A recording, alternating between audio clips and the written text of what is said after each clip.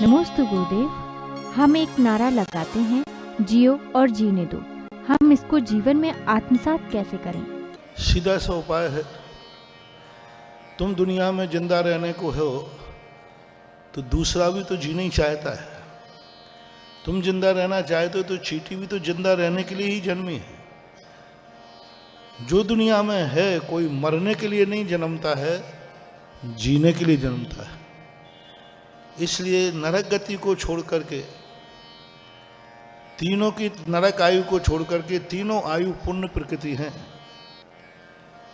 कोई जन्मना न, देखो त्रियंच गति पाप प्रकृति है और त्रियंच आयु पुण्य प्रकृति है। क्योंकि त्रियंच गति में कोई जाना नहीं चाहता, लेकिन चला जाए तो कोई मरना भी नहीं चाहता। चींटी भी मरना नहीं चाहती। और नरक आयु नरक गति की बात अलग है। तो सब दुनिया में जीना ही चाहते हैं, इसलिए जियो और जीने दो की बात है। नमोस्तु गुरुदेव। पूज्य आचार्य श्री ने कहा था कि संस्कृत हमारी माँ हिंदी मौसी और अंग्रेजी आया है। उन्होंने ऐसा क्यों कहा है? अब देखो, ये अपने आप में अपने देश की भाषा है, क्योंकि हिंदी दुनिया में कहीं नहीं बोली जाती भारत के अलावा, तो अपनी मातृभाषा तो है ही। अब अन्य भाषाएं जो होती हैं तो हम पड़ोसी को नकार तो नहीं सकते, लेकिन पड़ोसी को माँ भी तो नहीं मान सकते। तो इस अपेक्षा से। नमोस्तु गुरुदेव। मंदिर, जिनालय और तीर्थ क्षेत्र में क्या अंतर है? मंदिर जो होता है ये अपनी उपयोगिता के लिए बनाया जाता है, अपने स्वयं के दर्शन के लिए बनाया जाता है, जो वहाँ लोग रहते हैं। जिनालय उसका पर्यायवाची नाम है। और तीर्थ क्षेत्र जो बनाया जाता है, जगत के कल्याण के लिए बनाया जाता है कि सारी दुनिया इसका लाभ ले। मैं ही लाभ नहीं हो, सारी दुनिया इसका लाभ ले, इस उद्देश्य से तीर्थ क्षेत्र बनाया जाता है। नमोस्तु गुरुदेव। हम महावीर जयंती को कैसे मनाया करें? महावीर जयंती को तो अब महावीर स्वामी तो अपने वर्तमान शासन नायक हैं। उन्होंने जो सबसे बड़ा अहिंसा का शंखनाद किया, ऋषभ देव ने सृष्टि की व्यवस्था बनाई। आदिनाथ की जयंती पर हमने कहा था टीकमगढ़ में, ऋषभ देव ने संसार को व्यवस्थित किया।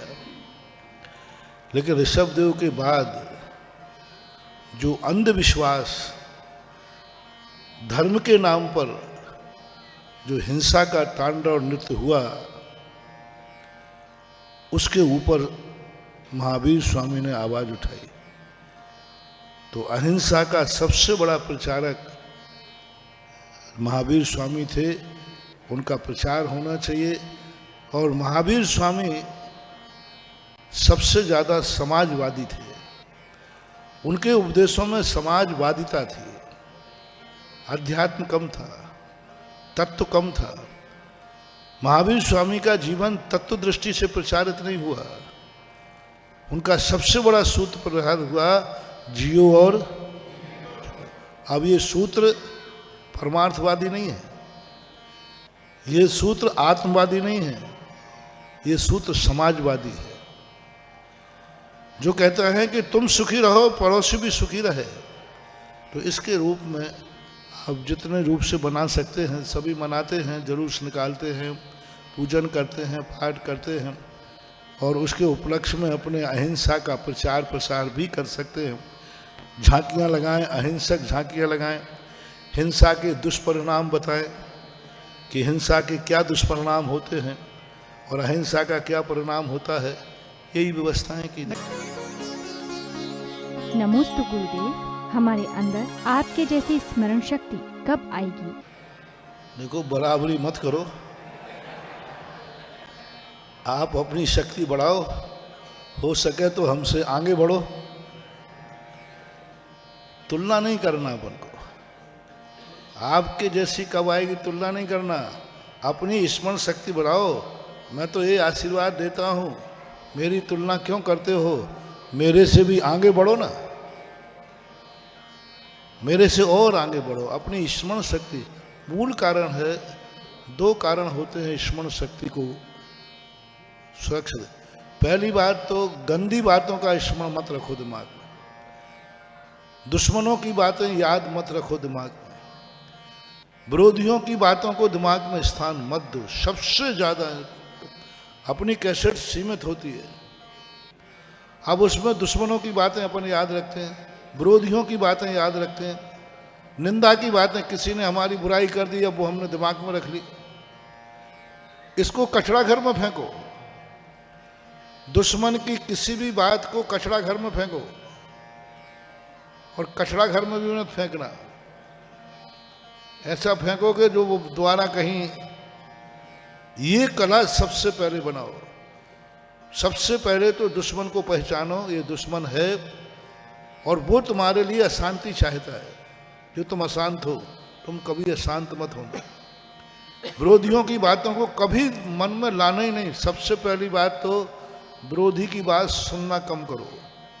कोई सुनाए फलाना व्यक्ति वो कह रहा था, अच्छा वो कह रहा था, भैया उसकी बात मत सुनाओ, क्योंकि वो कभी अच्छी बात कह ही नहीं सकता, विरोधी है। निंदा की बातें हो तो उनको मत सुनो, और सुन ली है तो इस कान से इस कान को निकाल दो। और जो नकारात्मक विचार होते हैं, जिन विचारों से हमें अशांति हो जाए, जिन विचारों से हमारा मन क्लेश में हो जाए, इन बातों को सुनना नहीं। कोई सुनाए तो तुरंत झड़क देना, अच्छी बात सुनो, अच्छे लोगों की बात सुनाओ। दो बात है, अच्छी बात सुनाओ और अच्छे लोग। जिसकी तुम बात सुना रहे हो वो मेरी दृष्टि में गंदा आदमी है, तो ये बात होती है। मैंने एक बार कहा था, अब तुमने हमारी स्मृति की बात कही, तो एक व्यक्ति ने कहा, बोले मैंने कहा मुझे गर्व है कि मैं बुद्धिमान हूं। मैं बुद्धिमान हूं, मेरी आवाज में दम है। महाराज जी आप कौन कहता है? ये प्रमाण पत्र मुझे भक्त ने नहीं दिया, क्योंकि मेरी बात मेरा दुश्मन जरूर सुनता है। एक बार जयपुर की कैसेट की बात आई थी, महाराज हमें जयपुर की कैसेट कहाँ मिलेंगी?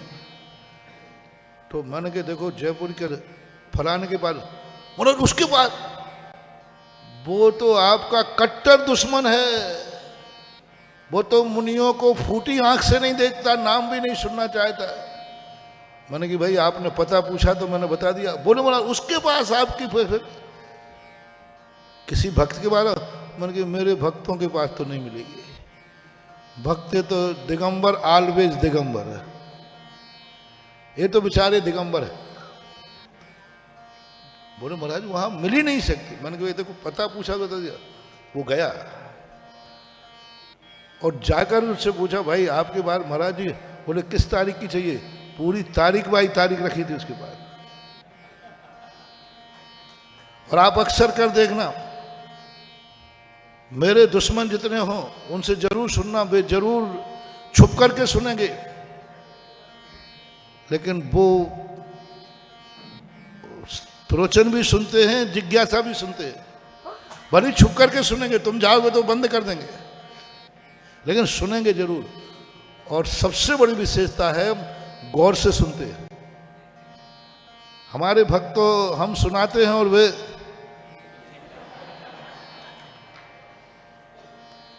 भक्त गौर से नहीं सुनते। उनसे पूछो भाई महाराज क्या सुनना?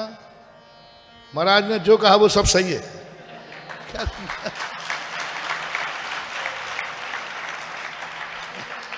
हम इन भक्तों से बड़े परेशान हैं।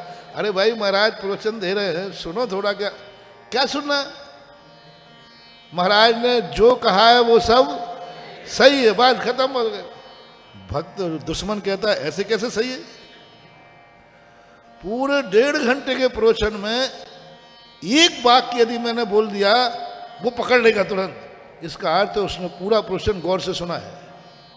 तो जो मेरे दुश्मन मेरे प्रवचन सुन के लिए 1.5 घंटे परेशान करें, 1.5 घंटे का समय दें, एकाग्रता से सुने, और जब वो प्रवचन सुनते कोई बोल चुप चुप प्रवचन सुन रहा, इतनी सावधानी से वो प्रवचन सुनते हैं।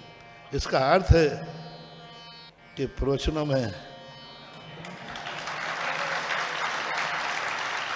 मैं अपने आप को बहुत छोटा समझता था। मैं तो छोटा आदमी हूँ, कौन मेरे पूछता है। राजस्थान में देखा, मैं एक बात बोल दूं सारे भारत में तहलका। महाराज ने आज ही बोला, अरे बारे सुदासगर तेरी बात में दम है। मैं तो यूं बोलता था, मैंने कि भैया अपन तो छोटे आदमी हैं, अपनी कुछ भी बोल दो कोई सुनने वाला नहीं है। वो तो यहाँ एक आवाज लगाई, तुरंत दूसरे दिन बाहर से कश्मीर से कन्याकुमारी तक भारत। अरे फिर तब से मैं मानने लगा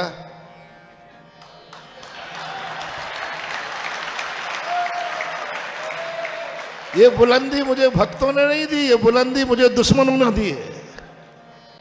और दूसरी बात अब सुने, मेरे दुश्मन मेरी दृष्टि में इतने मूर्ख हैं कि मैं उनकी बात को सुनते ही नहीं। मैं उनकी बात को पढ़ते ही नहीं। कोई बात सिर्फ दिखा दे, मैंने क्या पढ़ना है, क्योंकि मेरी दृष्टि में मेरे दुश्मन सब मूर्ख हैं और दुश्मनों की दृष्टि में मैं बहुत ज्ञानी, क्योंकि वो मेरी बात सुनते हैं गौर से और मैं उनकी बात सुनता नहीं, मैं उनकी बात से पढ़ता नहीं। वे खूब चिल्लाते हैं दुनिया में, मैगजीन निकालते, पत्रिकाएं निकालते, खूब बोलते हैं। मेरे पास कोई आता है तो मैं कह भैया मैंने तो सुना ही नहीं, क्योंकि मैं मूर्खों की बात नहीं सुनता हूं। और वो मेरी बात सुनता है, जिसकी बात जो गौर से सुनता है समझ लेना वो ज्ञानी है, और जिसकी बात जो कोई सुनता नहीं है समझ लेना वो मूर्ख है। अब आपकी बारी है। आपका दुश्मन आपकी दृष्टि में कैसा है? आपका दुश्मन आपकी दृष्टि में कैसा है? मूर्ख है तो क्यों सुनते हो? बस स्मृति शक्ति बढ़ जाएगी। अपने दुश्मन को मूर्ख मानो, इडियट मानो, सब प्रकार के दोषों से मानो। ये मूर्ख है, इडियट है, कुछ नहीं जानता है, ये मान लो। आपका मन कहेगा जब मूर्ख है तो मूर्खों की बातें क्या सुनना। तुम अपने दुश्मन को ज्ञानी मानते हो, शक्तिमान मानते हो, समर्थमान मानते हो, तो उसकी बात को गौर से सुनते हो, दिमाग में रखते हो, नींद हराम करते हो। इसी से स्मृति शक्ति कमजोर होती है। स्मृति शक्ति बढ़ाने का पहला नुस्खा। दूसरा नुस्खा, अच्छे लोगों की बातें याद रखो, जो तुम्हारे हितकारी हैं, तुम्हारे उपकारी हैं, तुम्हारे लिए कल्याणकारी हैं। उनकी बात को गौर से सुनो, गौर से सुनो, सावधानी पूर्वक सुनो, उनकी बातों को अपने दिमाग में स्थान दो। स्मृति शक्ति बढ़ जाएगी। जो हमने किया वो तुम्हें बता दिया, अच्छा लगे तो मान लेना, नहीं तो मेरा नुस्खा मेरे पास है, सीधी बात। नमोस्तु गुरुदेव। क्या तन के अस्वस्थ होने का कारण मन है?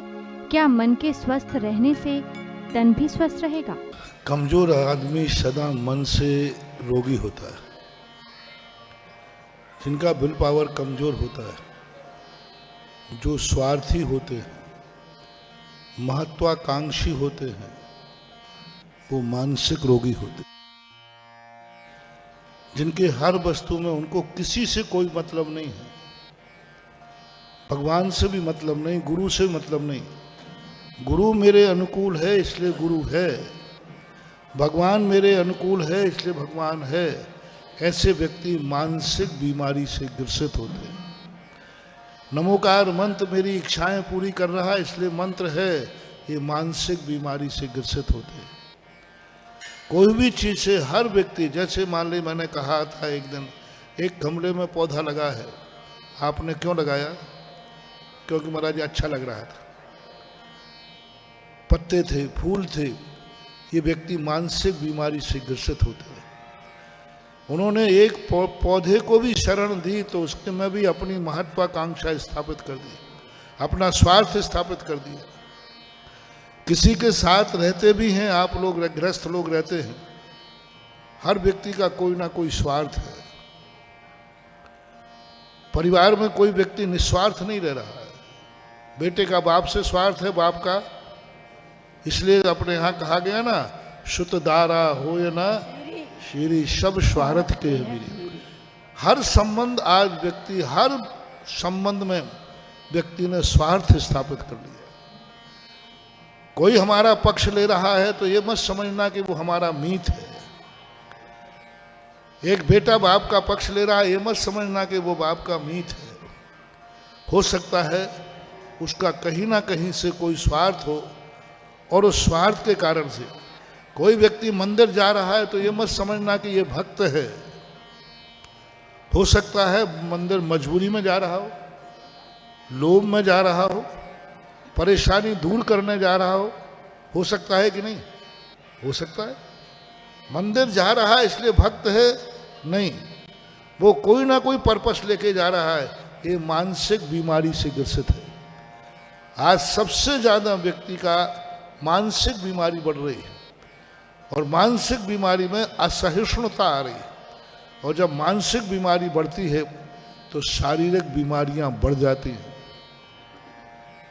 और मानसिक बीमारी यदि न हो तो शारीरिक पीड़ा हो भी तो सहन हो जाती है, सहन हो जाती। शारीरिक पीड़ा है भी, लेकिन न कहते ना, मन चंगा तो कठौती में गंगा।